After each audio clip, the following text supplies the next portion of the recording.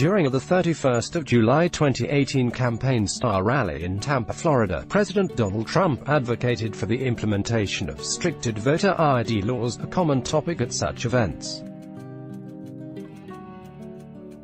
At that rally, however, Trump argued that such a move should not be seen as controversial because the act of buying groceries, a simple and regular task, also requires that Americans produce identification.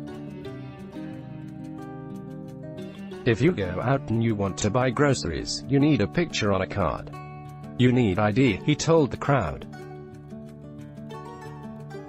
That statement perplexed many listeners, as no state or federal law anywhere in the U.S.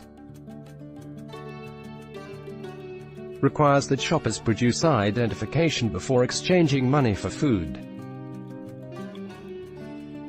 For the most part, criticism of the president's statement followed the New York Times approach, who asked and investigated the question, has Trump ever been in the checkout line at a grocery store? White House Press Secretary Sarah Sanders later maintained that the president was referring to the purchase of beer and wine. Other critics took a more conspiratorial route, suggesting that Trump had heard about grocery store ID requirements by way of Soviet-era Russia. We have no reason to doubt the image of the shopper ID presented in viral posts like the one displayed above, as a Google image search for or buyer's card yields pictures of countless similar documents.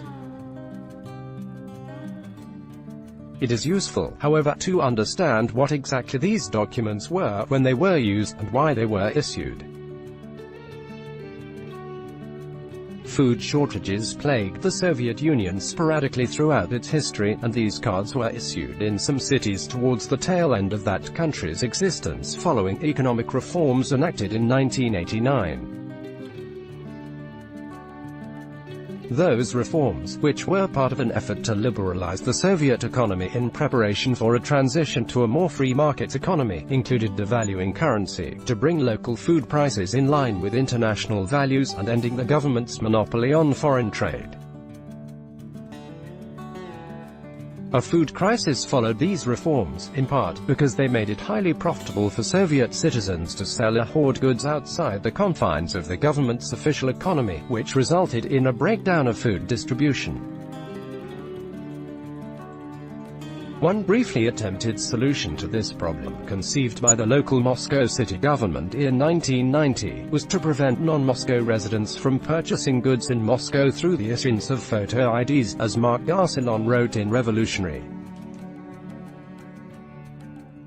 Passage from Soviet to post-Soviet Russia, 1985 to 2000. For most of 1990, shoppers were required to present either a passport or a buyer's card issued by the Mosovit, Moscow's local government, when purchasing items in city-operated stores. This last measure proved particularly ill-conceived, as it caused widespread resentment among residents of surrounding counties accustomed to coming to Moscow in search of goods that could not be found in provincial stores. The buyer's card shown in the Facebook post above appears to be from the city of Leningrad, which also experienced a major food shortage in November 1990. In Leningrad, the presentation of these ID cards was required, along with coupons limiting the amount of food one could purchase each month when shopping for groceries. As reported by the Los Angeles Times, the coupons were used for rationing basic foodstuffs and limited consumers to 3 pounds of beef, 2 pounds of sausage, 10 eggs, a pound of flour, 2 pounds of cereal, half a pound of oil and a pound of butter per person each month. According to a contemporaneous Chicago Tribune report, local officials worried over how easy it would be to counterfeit these residency cards. Some council members fear rationing will only feed the black market for food and for food coupons in a city where a forged residency permit can be purchased for no more than $50, the paper reported. In both cities' cases, the use of these cards was a temporary and unpopular measure that occurred during the tumultuous collapse of the Soviet Union and were the result of fears about food shortages. The relevance to current United States politics, therefore, is limited. We cannot speak to the claim that this geopolitical history is what inspired President Trump's impression that Americans need photo ID to shop at grocery stores in the United States, but it seems more likely that he was referring to the occasional need to show ID when paying by credit card or check. Snopes.com has long been engaged in the battle against mass information, an effort we could not sustain without the support of our readers. If you'd like to learn more about how you can support us, click here. Rogers, Katie. Trump says you need an ID to buy groceries. Shoppers said, The New York Times, the 1st of August 2018. Quigley, John. Legal implications of the dismantling of the Soviet foreign trade monopoly, Berkeley Journal of International Law.